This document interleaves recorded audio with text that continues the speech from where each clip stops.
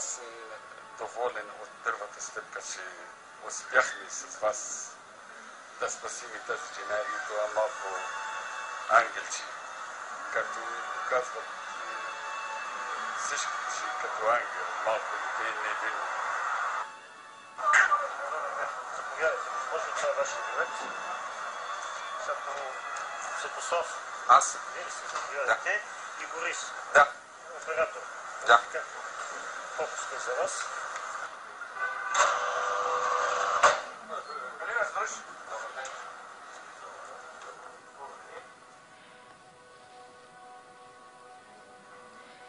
В затвора ни очакват. Всички са гледали репортажа в новините и са наясно със случая.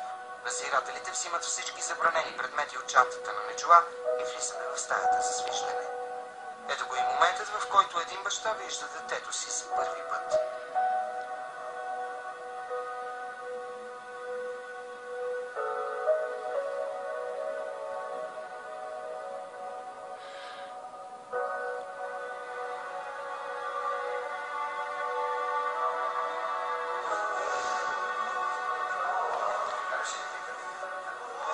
Той плаче неудържимо и моли надзирателите да му позволят да я докосне. След кратък размисъл те проявяват човещина и му дават детето. В този момент Борис стига и до по-далеч.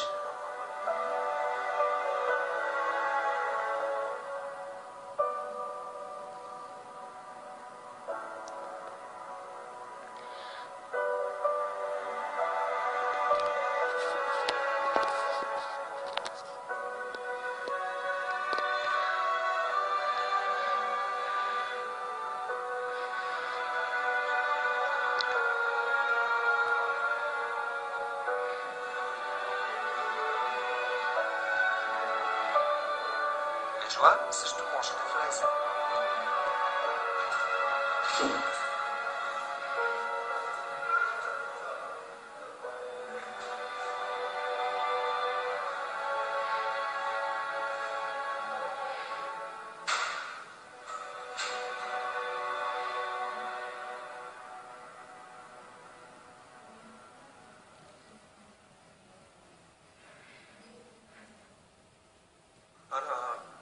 Както всички знаят, в Сирия бушува война.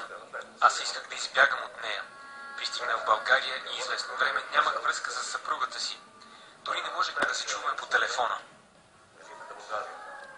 В София Рами подава документите си за получаване на бежански статут. Осъден е за незаконно влизане в България. Все още на свобода той вижда новината. През това време се оказа, че къщата ни в лагера Ямрук е била разрушена. Всички мои близки са останали на улицата. След като научих това, реших да се върна. Дали аз... Юристи коментират, че ако Рами е бил изхвърлил документите си преди да пресече границата, осъждането му би било трудно, защото по бързата процедура се осъждат само тези, които отказват съдействие и подписват документи за признаване на вина. Той въоръжен конфликт. Това води до ретравматизация на този човек. Бежанците са в самото си качество като бежанец уязвими лица. Те принадлежат към уязвима група лица, към които следва да има специално отношение и специална грижа. Наказването му, поставянето му в условия на лишаване от свобода и изтърпяване на присъда води до неговата ретравматизация. Така че това е първата негативна последица, която аз отчитам от това, че той изтърпява ефективна присъда. В затвора надзирателите споделиха, че Рами е сред добрите затворници. Спечелил е награда като най-добър в класа за изучаване на български. Българският народ е прекрасен и аз веднага си намеря